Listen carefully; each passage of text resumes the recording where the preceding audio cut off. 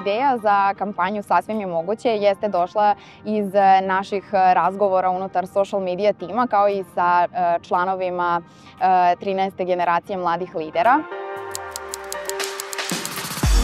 Godine u kojima se nalazi ciljna grupa, odnosno mladi koji se prijavljuju na program Mladi lideri, jesu neke godine prekretnice u životu, posebno na karijernom putu, i prosto te neke nesigurnosti, manjak samopouzdanja i vera u sebe su bili neki od glavnih inicijatora za pokretanje ove kampanje.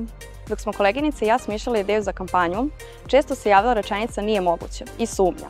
I tada smo shvatile da upravo to treba da bude izazov naše kampanje i zato naš slogan je Sasvim moguće. Poruka koja bi možda meni najviše značila sada kada vratim vreme jeste veruj u sebe, prođi kroz čitav proces punim plućima, nemoj da se brineš da li ćeš proći, da li si dovoljno dobra, da li dovoljno znaš, da li je dovoljno obrazovanje koje imaš, da li je možda problem to što nemaš iskustva. Samo se prepusti i uživaj kroz čitav proces. Ceo ovaj proces je izazovan, ali nije strašan. Na kraju dana bio je i zabavan. Da mogu da vratim vreme, sebi bih poručila opusti se.